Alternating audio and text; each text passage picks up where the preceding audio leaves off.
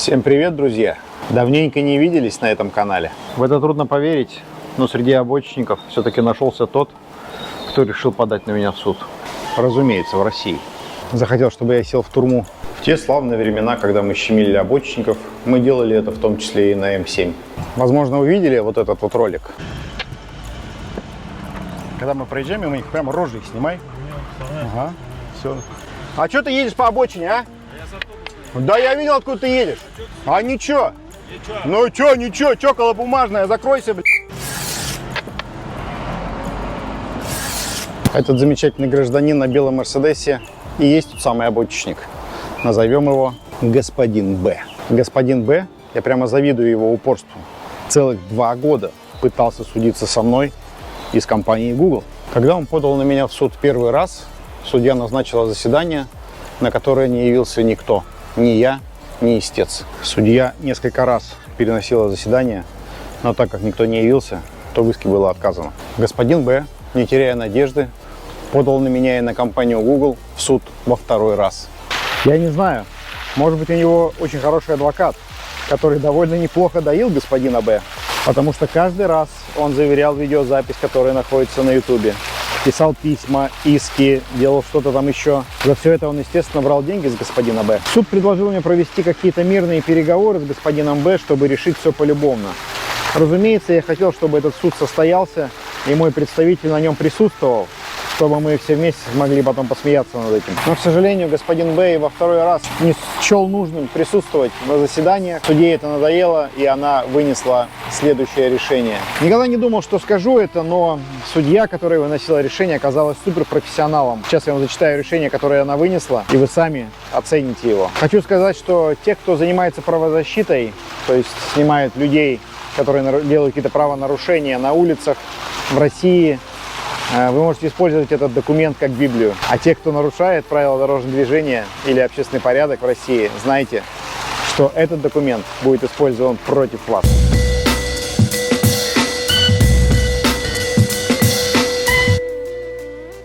Замоскворецкий районный суд города Москвы в составе председательства судьи Волковой, пресс-секретаря Роговой, с участием представителя ответчика Google, адвоката Багрянцева, рассмотрев в открытом судебном заседании гражданское дело номер 2 по иску господина Б к Google Company и господину Дронгого о защите чести, достоинства, изображения персональных данных, взыскания компенсации морального вреда и неустойки, установил. Истец господин Б обратился в суд с иском к ответчикам Google и к господину Дронгого, просит признать порочащими честь и достоинство господина Б оскорбительное выражение, мнение нецензурной бранью господином Дронгого, в том числе в сети интернет, видеоролики «Держим обочину на М7», часть 3. Мистер Мерседес атакует. Взыскать с господина Дронгого в пользу господина Г компенсацию морального вреда в размере 1 миллиона рублей, причиненного распространением порочащих сведений, высказыванием мнения в оскорбительной нецензурной форме, унижающей честь, достоинство, в том числе в сети интернет, а также компенсацию морального вреда в размере 1 миллион рублей, причиненного незаконным обнародованием изображения истца, использованием его персональных данных в вышеуказанном видео, изображение видеосъемки, государственный номер транспортного средства истца и компенсацию морального вреда в размере 1 миллион рублей, причиненного незаконным сбором и распространением информации о частной жизни истца, а также расходы по оплате госпошлины и расходы на нотариальные услуги по составлению протокола осмотра доказательства в размере 15 100 рублей, обязать господина Дронгого в течение 3 дней с даты вступления в силу решения суда по настоящему делу удалить из сети интернет видеоролик «Держим обочину на М7» и запретить дальнейшее распространение порочащих сведений и нецензурных высказываний в отношении господина Б, использование его изображений, персональных данных, распространение информации о частной жизни истца,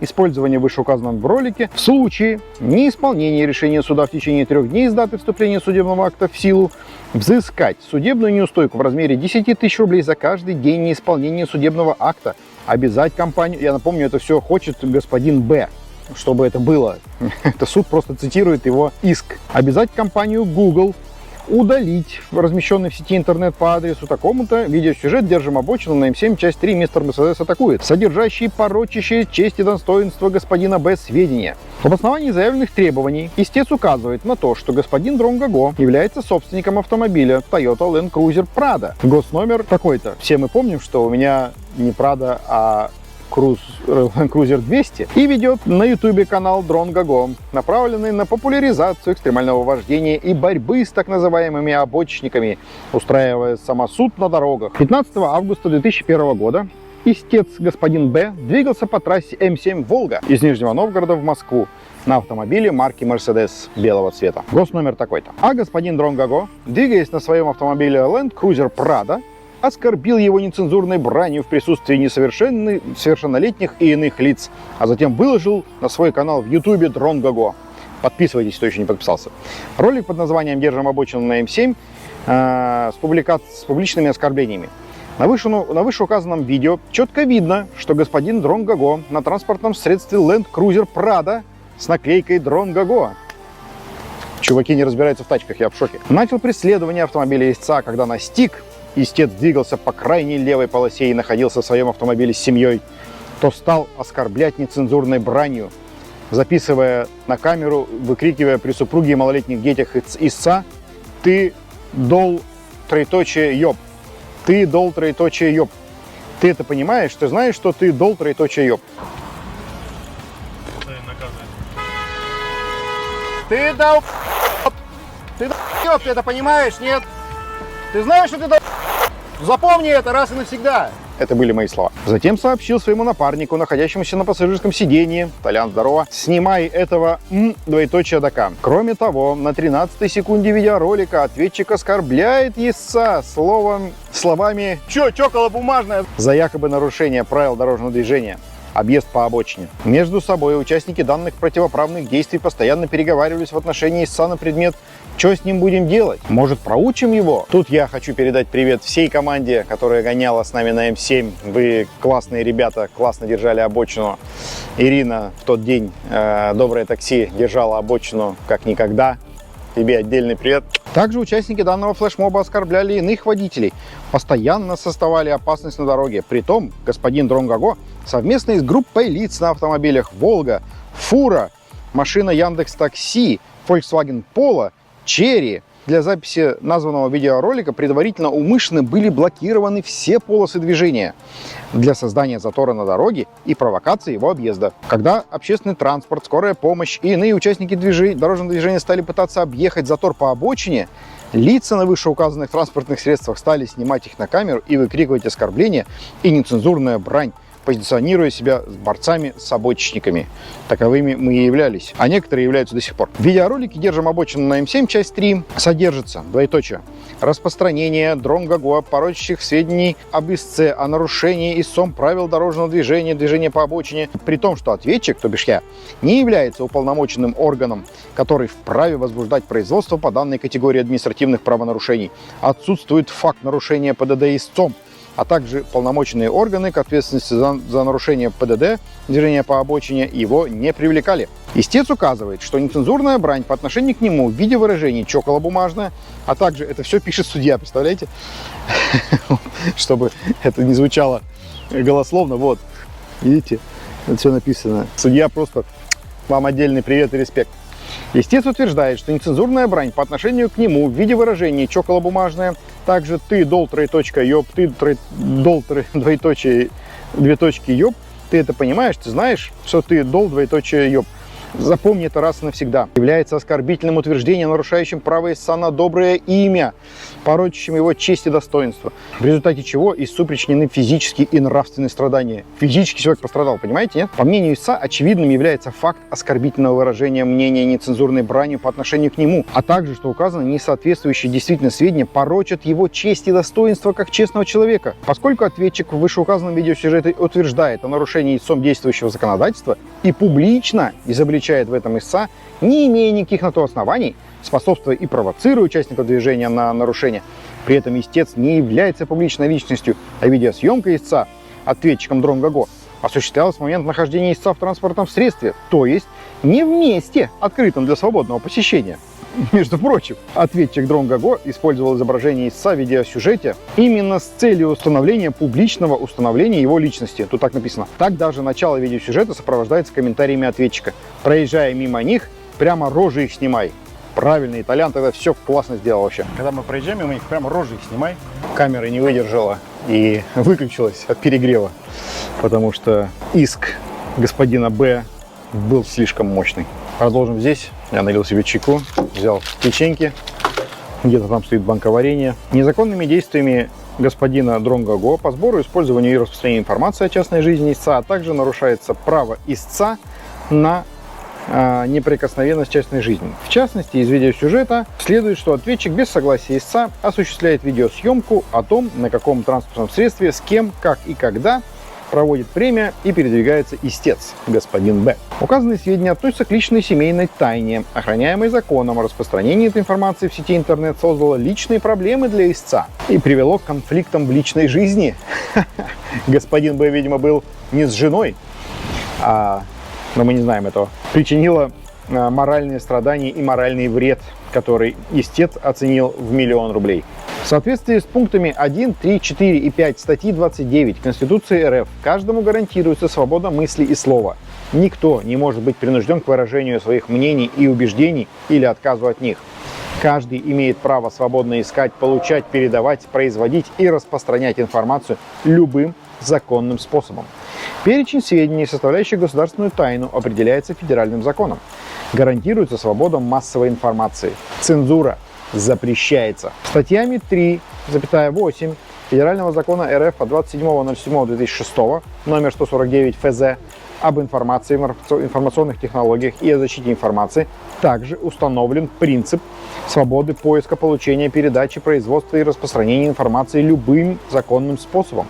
Граждане, физические лица, и организации, юридические лица, вправе осуществлять поиск и получение любой информации в любых формах из любых источников. В соответствии со статьей 152 ГК РФ гражданин, в отношении которого распространит сведения, порочащие его честь, достоинство или деловую репутацию, вправе требовать по суду опровержения порочащих его честь, достоинство или деловую репутацию сведений, если распространивший такие сведения не докажет, что они соответствуют действительности. Тут еще много всякой правовой казуистики, про какие-то суды там верховные и так далее. Короче, я вам зачитаю конечную часть, иначе мы сойдем с ума.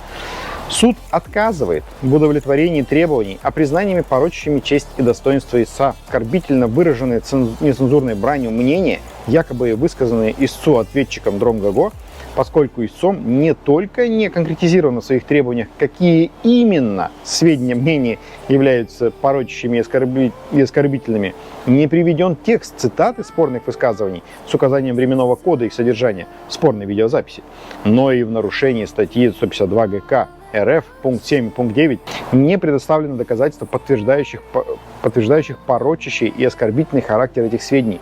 В частности, соответствующее лингвистического заключения, правом ходатайствовать о назначении дела судебной экспертизы истец и его представители не воспользовались. Представленные материалы дела, нотариальный протокол и скриншоты данных обстоятельств не подтверждают, а само лишь указание истцом на наличие таких сведений, их субъективная оценка истцом, не свидетельствует об этом как о факте, не может являться доказательством этих обстоятельств. И при этом суд приходит к выводу о том, что истец не лишен права на ответ, комментарий, реплику, предоставленного пунктом 3 статьи 152 ГК РФ, в том же месте публикации спорных сведений в целях обоснования несостоятельности распространенных суждений, предложив иную их оценку. Иными словами, господин Б мог зайти на YouTube-канал и написать в комментариях, что он не долг ёб. Судом также установлено, что истцом не доказаны факты обнародования и использования его изображения и персональных данных ответчиком DroneGo, поскольку из содержания спорной видеозаписи и интернет-страницы, на которой она размещена, следует, что информация непосредственно об истце господине Б отсутствует. Так, спорная видеозапись не позволяет идентифицировать истца ввиду отсутствия четкой фиксации лица, запечатленного на ней человека и наличия надетых при этом человеке солнцезащитных очков. При этом государственный номер автомобиля, вопреки мнению истца, не является персональными данными, так как относится к транспортному средству. Это идентифицирующее транспортное средство данные, присваиваемые автомобилю при постановке на регистрационный учет, а не его правообладателю и не раскрывает никаких персональных данных о собственнике. По данной причине раскрытие госномера автомобиля не является разглашением персональных данных его владельца, так как информация об автомобиле неприменима действию требований федерального закона от 27.07.2006 номер 152 ФЗ о персональных данных. И согласие владельца автомобиля на хранение информации об автомобиле и ее передачу другим лицам не требуется.